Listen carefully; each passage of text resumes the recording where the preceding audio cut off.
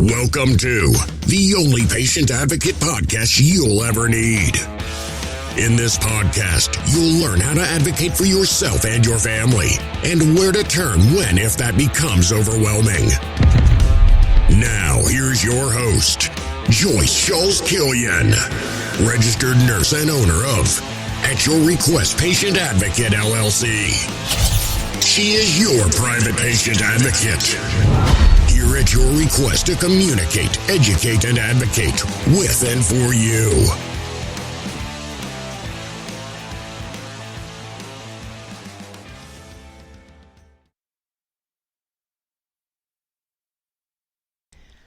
Hi, I'm Joyce Schulz-Killian, a registered nurse for 27 years and in healthcare since I was 18 years old. I'm the owner of At Your Request Patient Advocate, LLC, and I'm here at your request because I am your private patient advocate, helping you navigate healthcare one puzzle piece at a time by educating, advocating, and communicating with and for you. I'm hoping to give you the tools you need to be your own best advocate. Find me on Facebook at Your Request Patient Advocate and on Instagram at JSKICURN, and Twitter at RN Advocate for you, the number 4, the letter U, and on YouTube at Request an Advocate. Hit like and subscribe if you like what you hear, and tell a friend. So today we are going to be talking about the doctor appointment and how to prepare for the doctor appointment. So, first, what types of appointments are there? So, there are pre-bookable appointments. Pre-booked appointments may be booked up to 6 weeks in advance and could be yearly or bi-yearly appointments and checkups or follow-ups for conditions being treated like congestive heart failure, diabetes, even a podiatry, foot doctor. You might see that doctor every 3 months or so if you're diabetic especially. Same-day urgent appointments is another type of appointment. Say something's going on and you need to see a doctor urgently. Telephone consultations. Sometimes we're calling into the doctor and leaving a message. And maybe during COVID, you had telephone consultations, and you had maybe Zoom appointments. And then there's the nurse appointments. Given the opportunity, I will often schedule with a nurse practitioner, alternate to the doctor. I will take a nurse practitioner. They tend to spend a little bit more time with you, but you might be just meeting with a medical assistant or his nurse. Appointments for lab draws or testing are some of the different kinds of appointments we can have. So today we're going to concentrate on an office visit for routine, follow-up, or say a new issue. All can be covered in this podcast by these sheets that I use. So first of all, I have a printed 3-page doctor appointment checklist that I will be following along from, and I will add a link in the bio, but you can always text me your email, and I can send you my list for something like the doctor appointment checklist for your reference. I also have home health question checklists. I have lots of different checklists. Home assessment checklists. So that is my goal, is to empower you with the tools you need to be your own best advocate. This list partly comes from the Complete Elder Care Planner, which I use as a resource for myself, and they have a lot of printable lists on there. I added to the list some things that I thought was important. Their list is a 2-page list, and I added some extra things on page 2, and I added a 3rd page to it. So, all right, I'm having trouble with my computer. So here we are, ready to go to the doctor's office. Let's get everything we need together. So first, we'll have a list of our medications, our doctor appointment checklist, 3 pages, and someone to go with us for both moral support and to take notes for us.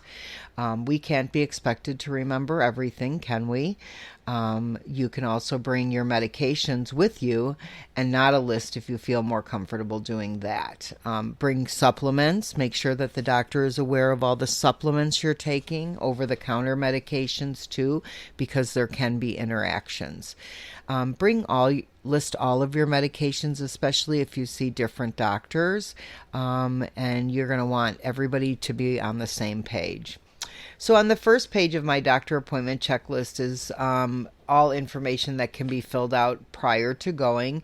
It's the name of the person who the appointment is for, because there's multiple people in the family, the date of the appointment, the doctor's name, if you know the nurse that works with the doctor, doctor address and phone number, and email if you have it, and what hospital the doctor is affiliated. There's a line for that also.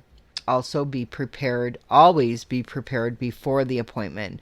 Know what the goal of the appointment is. If you're there for a follow-up checkup, or it's a podiatry visit, or it's your biannual, or it's your yearly Medicare, know what the goal of the appointment is. On the checklist, it tells you about quality care.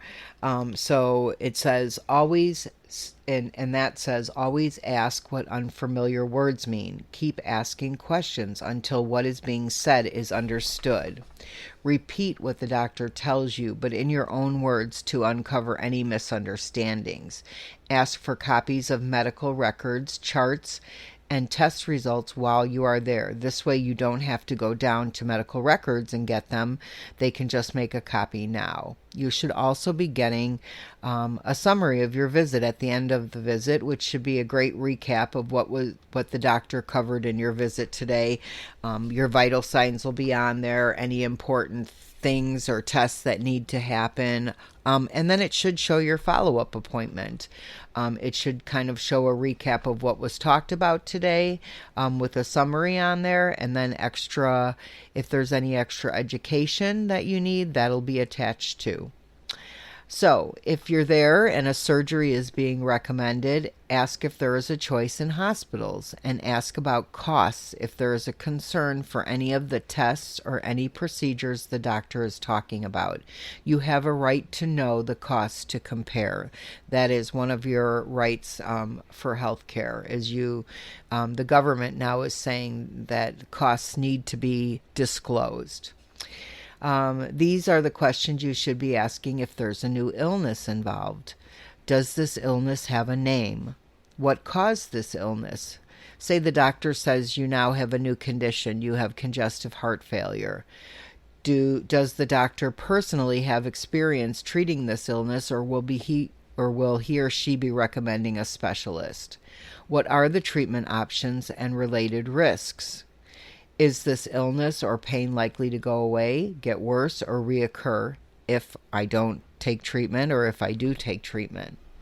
What long-term lifestyle changes are expected? Sometimes there's a pill for everything, but some people want to know, what can I do in my life to change things that I can possibly get rid of this condition or make it better? Do I need to lose weight? Do I need to quit smoking? Maybe change my diet, increase my vegetable intake, and decrease my red meat intake? Just different things like that. Are there special foods that you can only eat now because you're on a certain medicine, like Coumadin? There are restrictions on what kind of foods you can eat. You need to know that too. If a test is recommended, some of the questions you should ask are, what specifically do you hope to accomplish with this test? What are the risks involved with taking this test? What is the cost of the test? What is the procedure prior to the test? We know that colonoscopies have a great pre-procedure. It's very intricate what you have to do. A pill has to be taken at a certain time. You have to drink some certain liquid at a certain time. You can't eat red foods, even Jell-O. You're on clear liquids for so many hours before the test. So those are all very important things to know. What are the chances of inaccurate test results? What happens if the test isn't taken? What happens if I decide I don't want to take the test? What preparations are necessary ahead of time? And will personal assistance be necessary after the test is over? Kind of like with a colonoscopy, you need to have somebody there to take you home. Is that going to be the case this time? How long will it take to learn the test results? How will I be notified of the test results? If a new medication is ordered or has been recommended, these are the questions you should be asking about the medication. What is this medication for? How am I supposed to take it? How should I store the medication? Why this medication over a different medication? Make sure you know the 2 names of the medication. Every pill has 2 names. We've talked about this before. Acetaminophen is Tylenol. Ibuprofen is Advil. Furosemide is Lasix. So every pill has 2 names. What side effects can I expect? How do I know if it's working?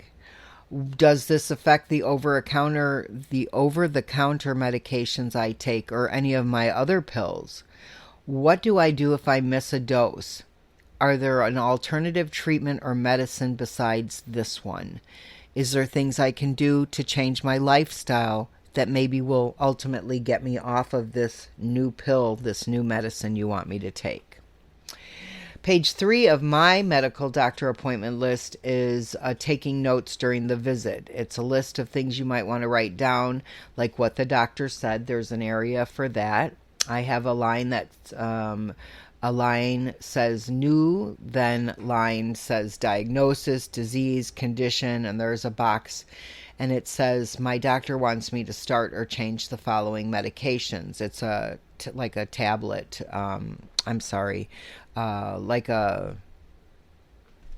Like a little chart. And you can put 3 medications in there and tell why, what he wants you to change or start and why. Number 3 on the last sheet is my doctor wants me to stop.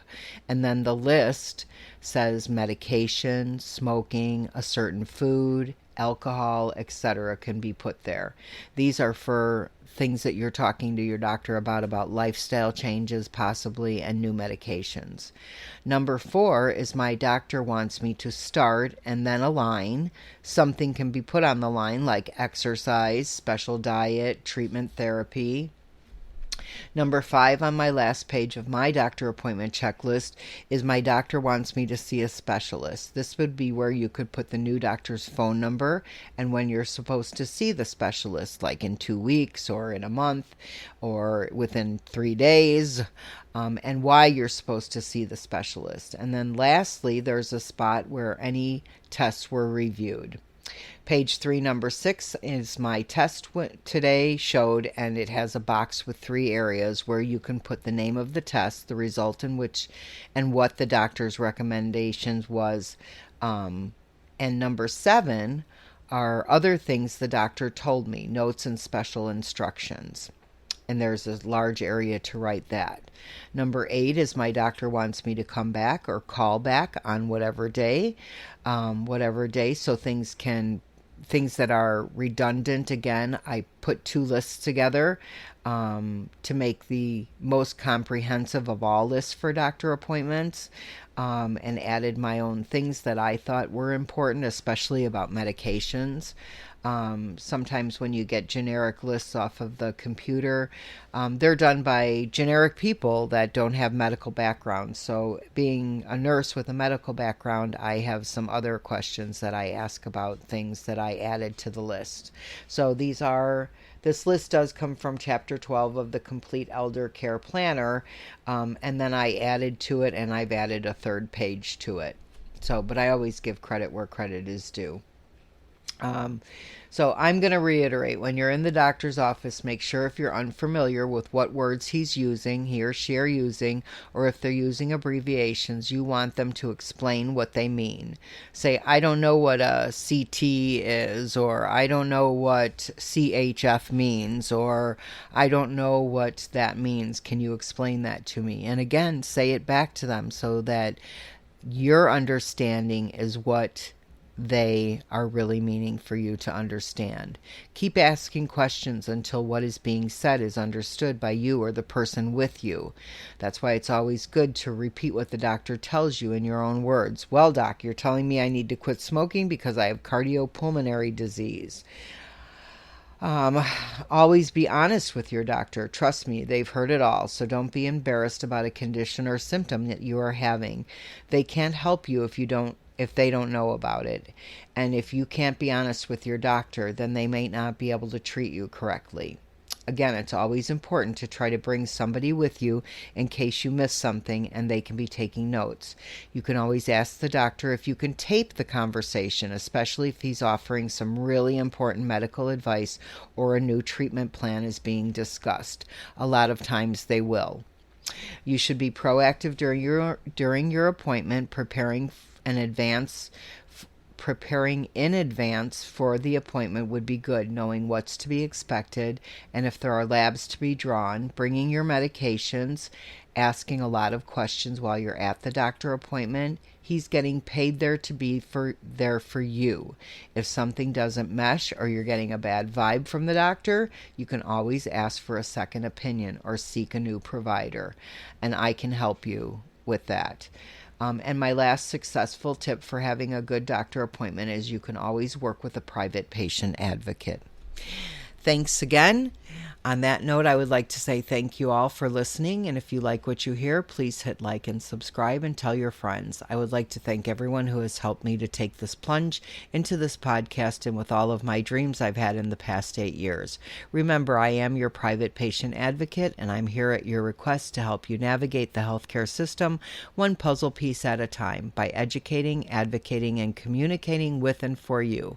I'm here at your request because I am your private patient advocate. Find me on Facebook at Your Request Patient Advocate, on Instagram at JSKICURN, Twitter at RN Advocate, the number 4 and the letter U, and on YouTube at Request an Advocate. Hit like and subscribe and tell a friend. Hi, I'm Joyce Schulz-Killian, a registered nurse for 27 years and in healthcare since I was 18 years old. I'm the owner of At Your Request Patient Advocate, LLC. I'm here at your request because I am your private patient advocate, helping you navigate healthcare one puzzle piece at a time by educating, advocating, and communicating with and for you. I'm hoping to give you the tools you need to be your own best private advocate. Find me on Facebook at Your Request Patient Advocate, and on Instagram at JSKICU, and on Twitter at RN Advocate for You. Hit like and subscribe, and I'm on YouTube at Your Request Patient Advocate. So today I'm going to be talking about aging in place or staying in your home. So let's think about this. Here are those facts and statistics you love so much. According to AARP, in 2010, 74% of adults 50 and over said they strongly desired to remain at home. In 2018, that figure fell to 55%.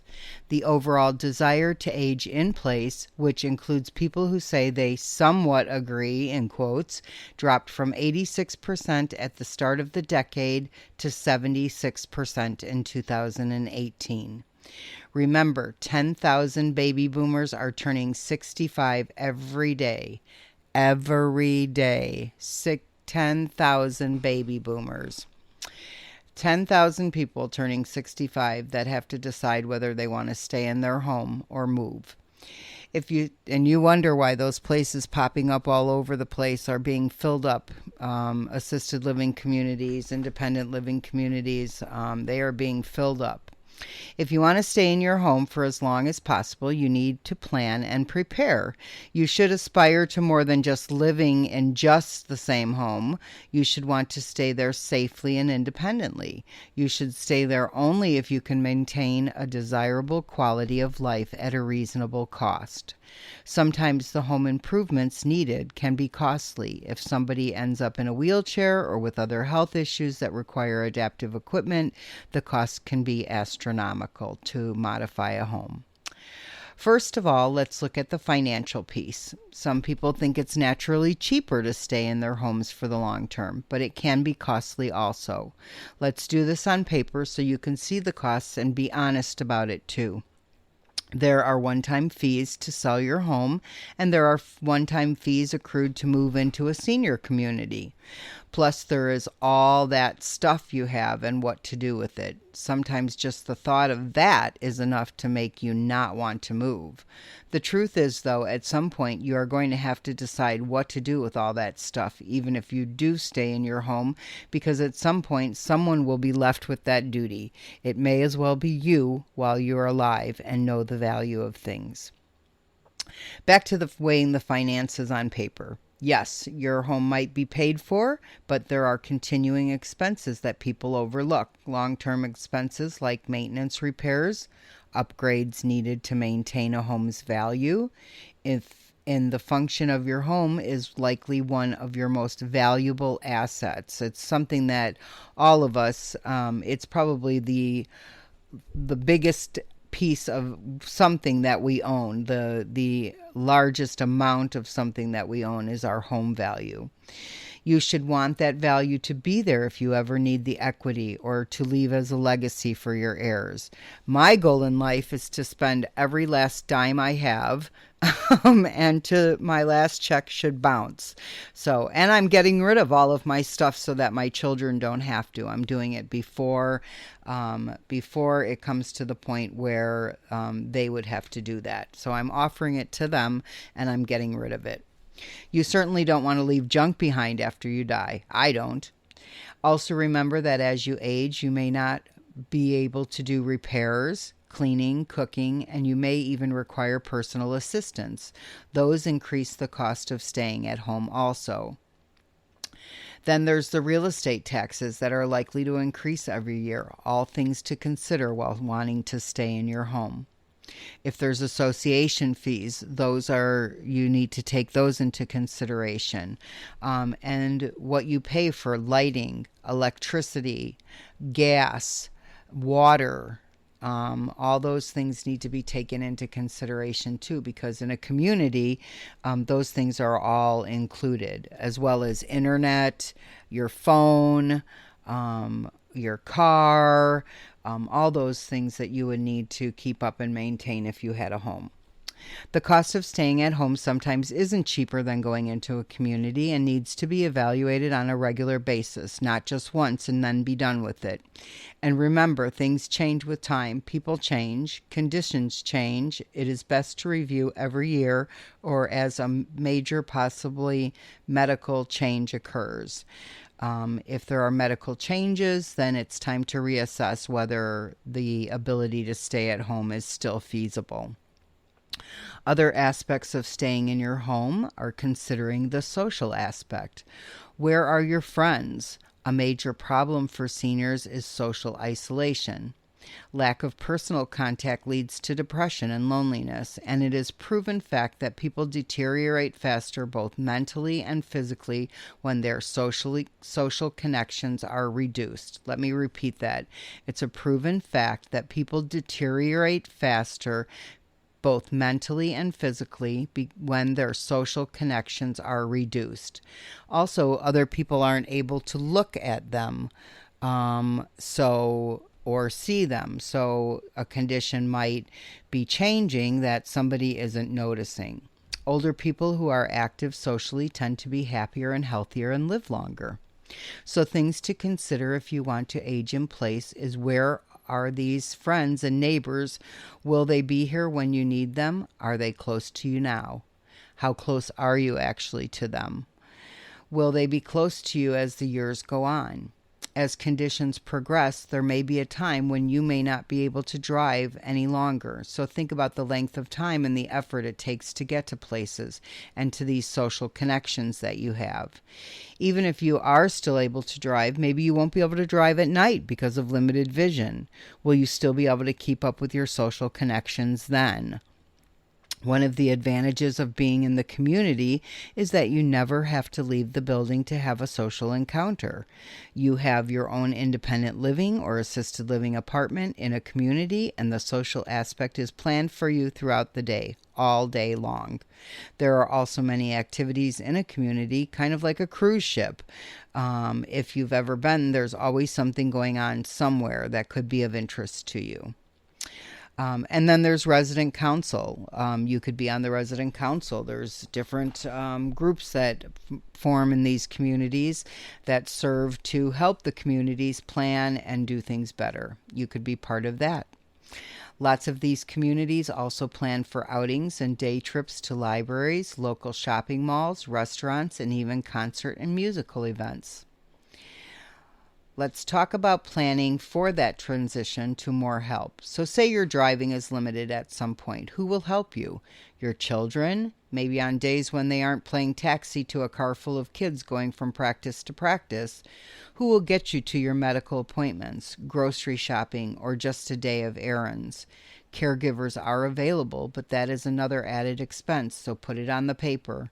A caregiver at $30 an hour for a minimum of 4 hours is $120 extra a week, and that's on the conservative side. Declining vision, aching joints, or other physical issues might make it difficult to deal with mail, pay bills, read, or even safely go for a walk. In many areas, there are services known generally as homemaking or companion services to help with these tasks for a fee as mentioned above. Those services can also help remind people to take medication, go to appointments, and do similar tasks. In a community, you can see the doctor or nurse practitioner they have and that they come right to you, or you go right down to their office in the same building where you're at. The community can also help with medication reminders and has housekeeping services to make your stay easier. These are all included in the price, as well as housekeeping services and laundry that can be done for you also. What if you do not age at the same rate as your spouse and possibly your spouse or your partner? And possibly one has medical conditions that limit their ability to function independently. Who will care for them if you want to go out? How will you manage getting them to their needed appointments? It could be more difficult than you think. I watched somebody try to I was visiting a client at a long-term care facility over the weekend, and I watched somebody try to get their family member into a vehicle. And it was apparent that the family member had been put into the wheelchair by a Hoyer lift. And if you don't know what a Hoyer lift is, it's a lift. They put a pad underneath the person and they bring in this big piece of equipment that that they hook to this pad at 4 corners, and they lift your loved one up, swing them over in this device, and then place them safely in a chair. Well, I was watching these people try to put their family member in the car from this wheelchair, and the family member had a walking boot on their left leg, and I could see their leg turning, and I was just at my wit's end, just thinking that the person was getting hurt, and grab me around my neck, Mom, and it was just something to watch. So how will you manage them getting them to their needed appointments is something to think about. It could be more difficult than you think, that's for sure. Promises made long ago may not be able to be upheld for safety reasons. We do not all age gracefully at the same time. Prepare your home. So you decide that it is, that it is feasible for you to stay in your place of residence. So after determining that staying in your home is a good idea, be sure the home will accommodate your needs as you age. You need to make any modifications before you need them to reduce the chances of an accident, or that you won't be able to arrange the modifications when they're needed. Our bodies change as we age, and our homes need to change. Reduced vision, especially in the dark, less mobility, and joint problems such as arthritis can be less of a problem when a home is modified for them, but only after a home is modified for them. Some changes to the home are easy and fairly inexpensive. Knobs on doors and cabinets can be changed to levers. Rugs and other items can be removed to reduce the risk of tripping. Strong handrails can be put on stairs. Grab bars and chairs can be installed in showers and tubs. Interior lights can be brightened and equipped with motion detectors throughout the home and along baseboards and on stairs to light the way. Some homes aren't suitable for an aging person without significant changes. Sometimes an elevator should be installed or the master bedroom should be moved to the main living floor. These can be costly changes that may or may not be doable. Not everything required for a home to accommodate aging in place is obvious either. A good source of ideas for modifying a home include the National Association of Home Builders, which can refer you to certified aging in place specialists, an AARP, and a private advocate. AARP has a home fit guide I use when evaluating a home. It is about I think it printed 9 pages, so it is about 18 pages long, and it goes room to room, and it talks about modifications that might be able to be done to make the home easier to live in for a senior. It is part of my toolkit. I also use Home for Life Advantage home assessment. I also use an age-friendly home checklist from Joy Laverty, who I've talked about before, her Aging Elder Industry book. And I use a therapy guide that I got from a therapist to see if home modifications need to be made. The AARP Home Fit Guide can be found on their website, and I will put a link in my bio. It's aarp.org/livable communities /housing/info-2020/homefit-guide.hotmail. Now, back to all the stuff you've accumulated over the years. I recently met a woman who was going to sell her house, and they made her get rid of a large, outdated couch that she loved because it was too big for the room and because it was outdated. It was a floral print, very faded. They also made her take down all of her plastic flowers. Needless to say, she was not happy. And at that point, she actually thought about not selling her home because of all of the modifications that just the real estate agents wanted her to make to be able to sell the home for the best price. So they kept telling her, change out the carpet, do this, you might have to make these modifications. So even in selling your home, you might have to make modifications for it to be sold. So I know someone who is keeping their son's graduation gowns. For what, I am not sure, but now is the time to declutter and rid yourself of all these things weighing you down. It also saves your family from the task after you're gone. Think of giving things away while you are alive and not waiting until you're gone to pass on treasures. This also allows you to be aware of what your family is actually interested in. Not everyone will want grandma's china or silverware pattern. This will make the aging transition in your home easier and more available to you. And lastly, the goal of staying in your home should be evaluated not just once, but yearly, and as major medical changes happen. It is the best way to stay ahead of any major changes that may need to be made, especially if one of them is having to move. So you can see there is a lot that goes into deciding if staying in your home is the right move for you or not. Do it on paper, be honest about your limitations and your home limitations, and repeat as needed.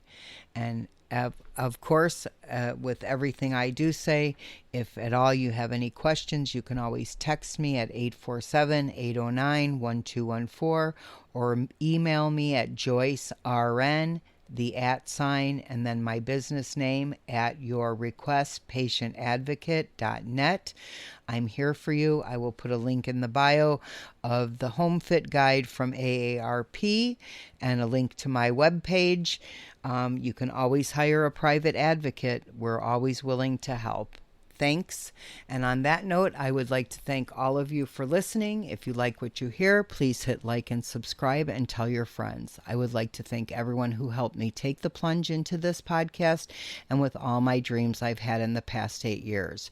Remember, I am your private patient advocate, and I'm here at your request to help you navigate the healthcare system one puzzle piece at a time by educating, advocating, and communicating with and for you.